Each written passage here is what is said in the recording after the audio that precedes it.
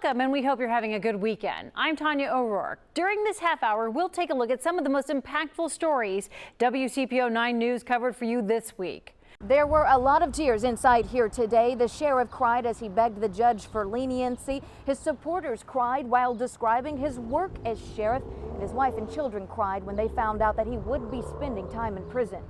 It will be 3 years before Charles Reeder is free in public with his family again. Your Honor, please do not send me to prison. I have roamed, but I'm not ruined. I still have a lot of good left in me. Reeder became sheriff in Pike County, Ohio in 2015. In 2019, a grand jury indicted him on more than a dozen charges related to corruption, such as stealing money from drug bust and allowing his daughter to drive impounded cars. By 2020, he pleaded guilty to 5 of the charges, and today, Judge Patricia Cosgrove sentenced him for that. Why did you take the money? Reeder says he did it to fund charitable projects and says he paid it all back. I took the money, and mind you, this does not excuse it, but from drug dealers that took it from parents of very poor people in this county.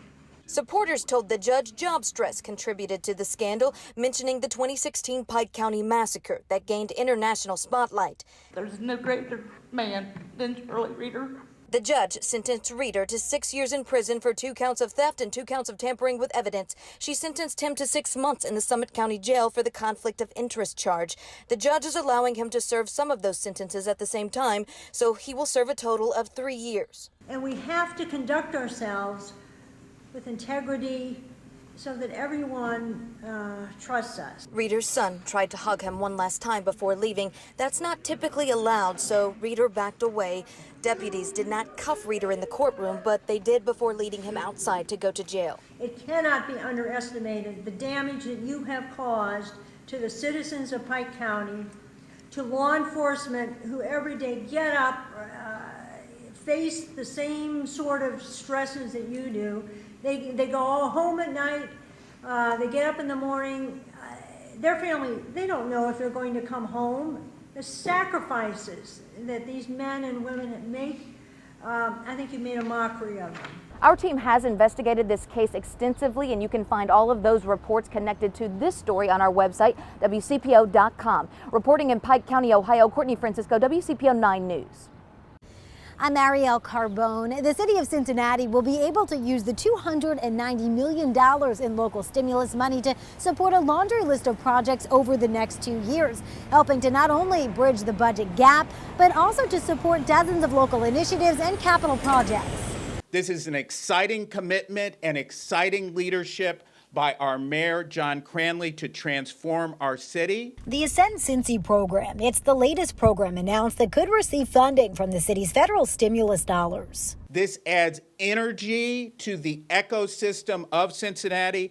A proposed $5 million would help Black-owned businesses in Cincinnati grow and help minority business owners like Crystal Kendrick expand. These funds are going to allow local Black-owned businesses that don't have employees to one day get employees. It's just a small portion of the $290 million the city will receive. Here's a breakdown of how the city manager is proposing the money be spent. More than a third will go to the operating budget, including the budget deficit. A smaller portion will cover lost revenue due to the pandemic, and more than half would go to capital projects and city programs. The Cincinnati Recreation Commission could get $6 million for outdoor facility renovations. We spoke to Director Daniel Betts last month about the dire funding needs there. CRC is overextended. Plus, outdoor dining is slated for another $2 million. There's $5 million proposed for the Affordable Housing Trust Fund, and the arts about $12 million. Some of which will bring the Bling Festival back in 2022. It'll come back, and we will all have an opportunity to come back well past this pandemic. Altogether, helping the city survive post-pandemic. When business owners thrive, communities thrive, and neighborhoods thrive. And it's likely that some of these numbers will change as this proposal goes through the process with City Council. Now, we'll get a much more in-depth breakdown of all of the numbers for you up on our website. That's WCPO.com. Reporting from City Hall, I'm Ariel Carbone, WCPO 9 News. Hey guys, WCPO 9 News reporter Jake Ryle here. The city of Cincinnati Mayor John Cranley announces on Wednesday $12 million is going to be going from federal funds to the performing arts here in the city. And for those who work in the performing arts, they say it couldn't have come at a better time. 1, 2, 3. Inside Clifton's Cultural Arts Center, 5, 6. performers keep a beat, dancers celebrate. 6, 7, 1. And next door, artists put pen to paper, all under one roof. We actually have been on the hunt for a new site for a couple of years. Leslie Mooney, executive director for the Arts Center, knows what the new $8.5 million facility will do for the community. It'll be a boon for the neighborhood community investment. And they're getting some help. $500,000 the city is allocating from federal government funds. People who are behind the scenes and people who are on the stage performing have all, basically been out of work for over a year now. And so this will be huge for Cincinnati and for our arts community specifically. Mooney knows the pandemic has brought change. Wasn't quite the same to do a live performance without a live audience. In the shadow of Music Hall, Mayor John Cranley hits a high note. We're announcing that the arts are coming back. $6 million will support performing arts. Our city's renaissance, which is in full bloom despite the pandemic, is centered around culture. Art is the center of a good life. And at the center of that life, $1 million will go toward encouraging the arts to perform outside in safe public spaces. Well, $1 million of the federal funds that the city is set to receive will go to what is likely the city's most public art display, Blink, in 2022. Also, $1 million for both Artworks youth employment and museums across the area. Struggle to pay their rent, to pay their heat bills, to pay down their debt. It's funding that will bring the performing arts a little bit closer to its audience. Jake Ryle, WCPO 9 News. The CDC has long recommended that 6 feet is an acceptable distance, but that's been thrown out the window. Now they say 3 feet is all you need. Today was great. We had the band playing, the cheerleaders out, balloons and everything to welcome our students back. There was a celebration Monday at Norwood Middle and High School as students marched back to school for 5-day-a-week learning. The district has been in a hybrid model since August. The plexiglass around the desk, all the children, of course, are wearing their masks.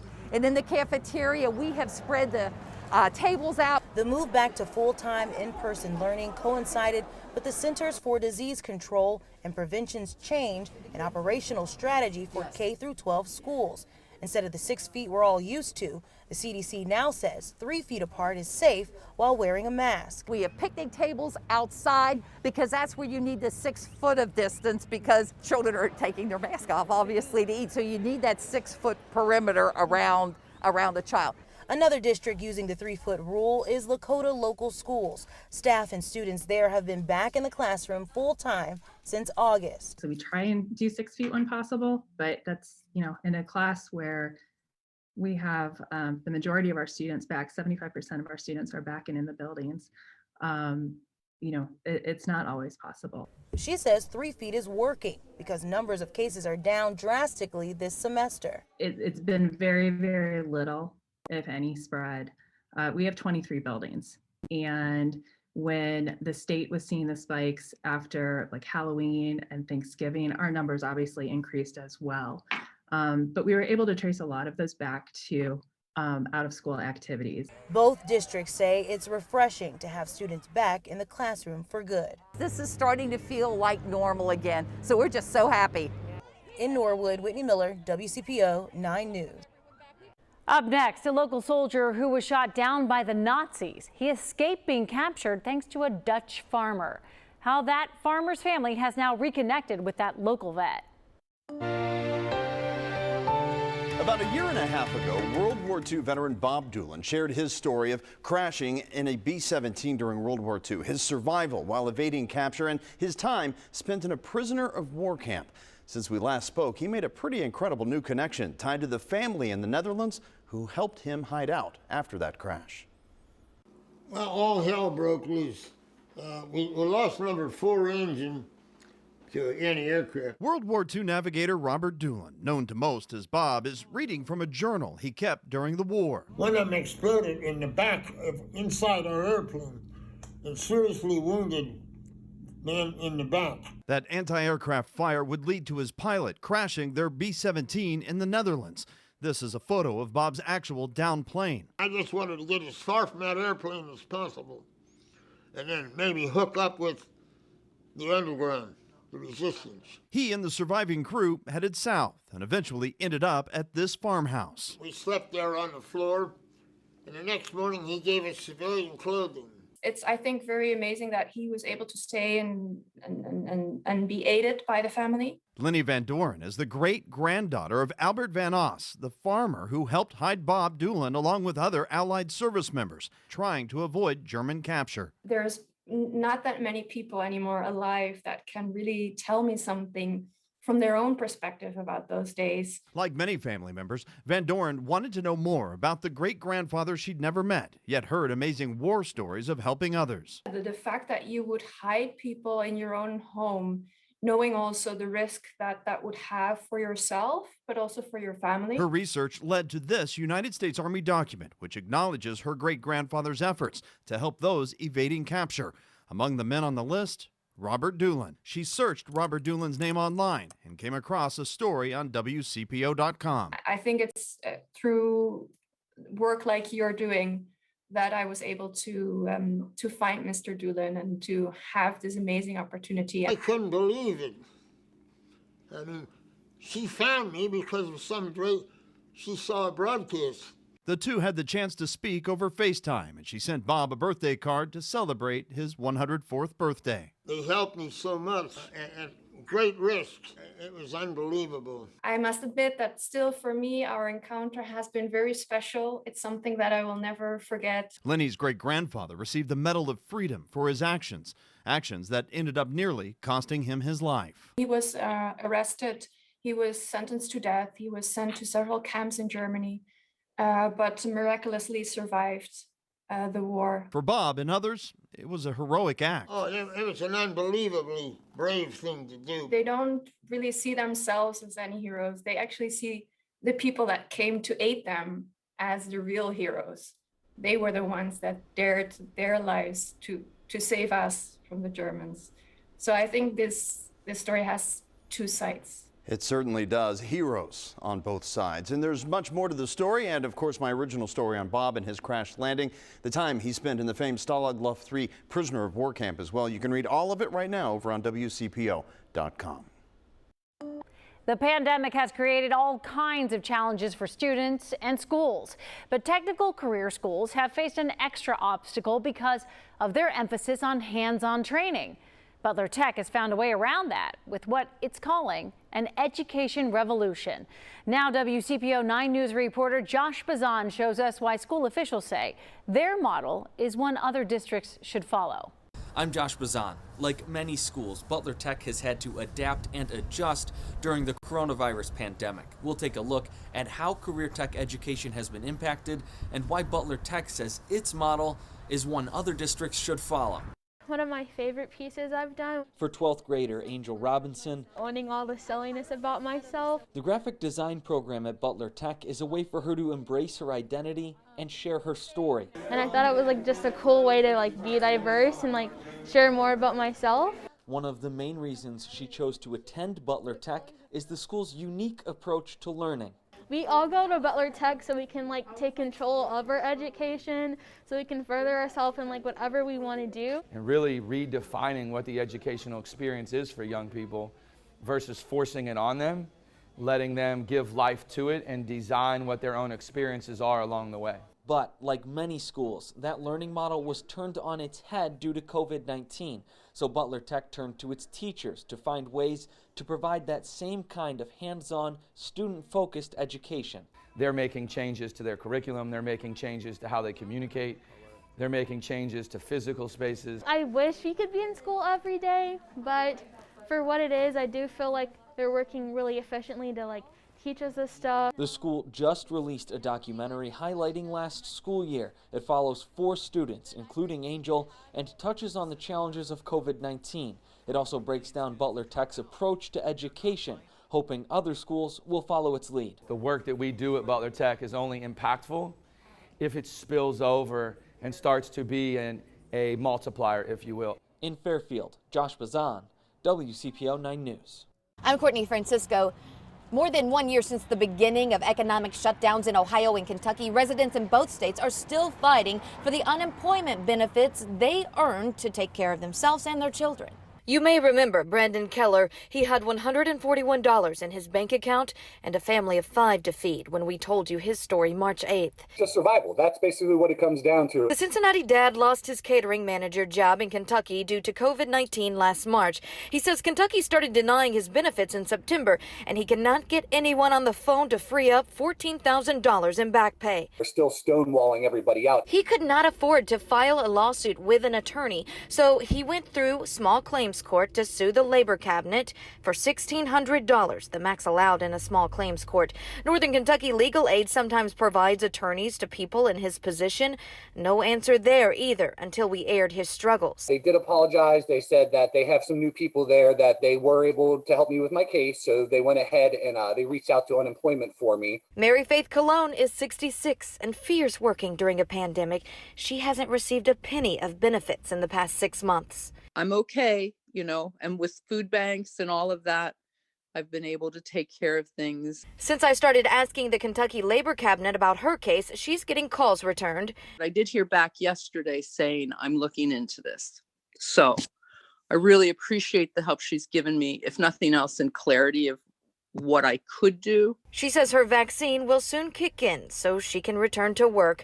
She says stimulus checks helped, and Keller agreed. We've got enough to make it through to probably about, I'd say, July, and then we're into the same issue we ran into again. His small claims court date is April 14th. He thinks Northern Kentucky Legal Aid could possibly obtain the full $14,000 by mid-April. I'm still waiting for the Northern Kentucky Legal Aid Office to respond to my calls. The unemployment office in Kentucky says it cannot comment on pending court cases. Governors in both states, Ohio and Kentucky, have not responded to multiple requests to discuss. Reporting at the banks, Courtney Francisco, WCPO 9 News. Thousands of tri-staters are working from home with the pandemic shutting down their offices. But a growing number of them are asking why they still have to pay income taxes to a city they no longer work in. On this suburban street in Westchester, people who used to commute to their jobs are now working from home. Among them, Austin Herman, a data analyzer who left his downtown office in March, but he still has to pay city income tax to Cincinnati with its 1.8% tax rate. I don't vote for the city council there. I don't get the services anymore, and I still have to pay. It's real money. If you earn $60,000 a year, a 2% income tax costs you $1,200 a year to a city where you don't use any services. I mean, that's taxation without representation to me. I mean, that's an issue, right? Like, I'm surprised they can still do that. But even though you're working at a computer in your bedroom or your kitchen, cities say your employer is still located within their boundaries, and they still need your hard cash to stay solvent in these tough times.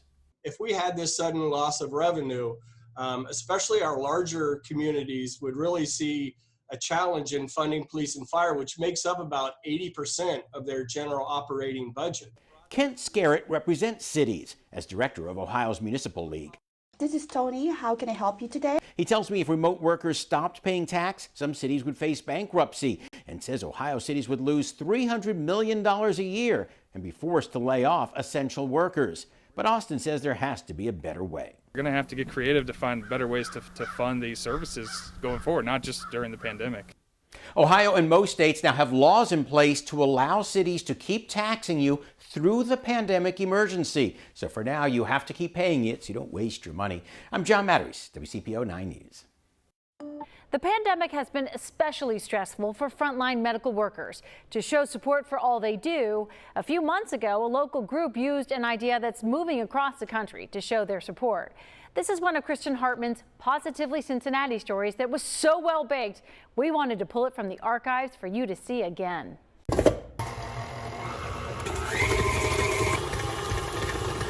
There's no dough in this dough.